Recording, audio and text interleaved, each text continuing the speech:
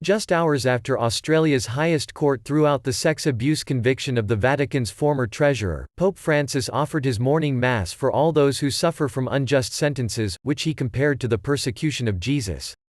The court's ruling quashed convictions that Cardinal George Pell sexually assaulted the two choir boys in the 1990s. It allowed the 78-year-old to walk free from jail, ending the case of the most senior figure accused in the global scandal of historical sex abuse that has rocked the Roman Catholic Church. "I would like to pray today for all those people who suffer unjust sentences resulting from intransigence," Francis said, speaking before the start of the Mass.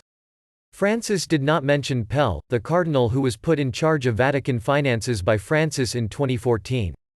Francis compared the suffering of those inflicted with unjust sentences today to the persecution of Jesus by Jewish community elders, with obstinacy and rage even though he was innocent. The Pope chooses an intention for Mass each day before leading the service in his residence.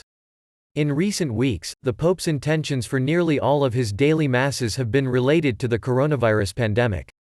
Pell, a polarizing figure in Australia for his conservative views, remained a cardinal but lost his treasurer role in the run-up to becoming the highest-ranked Catholic official worldwide to be jailed for child sex offences.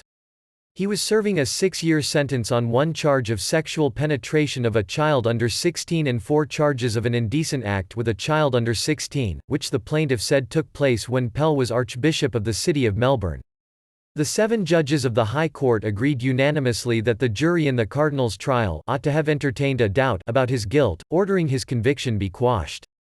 "I hold no ill will toward my accuser. I do not want my acquittal to add to the hurt and bitterness so many feel. There is certainly hurt and bitterness enough," Pell said in a statement shortly before he was driven away from the maximum security Barwon prison near Melbourne.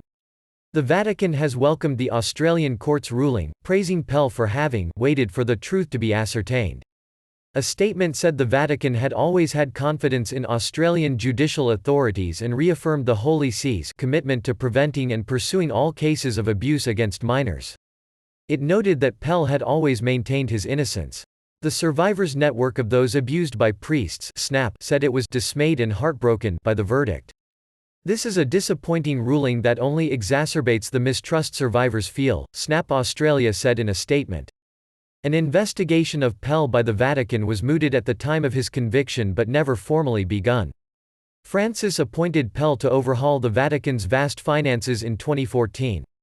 At 78, 3 years past the age at which bishops and Vatican officials normally hand in their resignation, Pell is not expected to return to a Holy See job. Pell had been on a leave of absence from the post, whose formal title is Prefect for the Secretariat of the Economy, since 2017. Last year, the Pope named a successor, Spanish Jesuit priest Juan Antonio Guerrero Alves.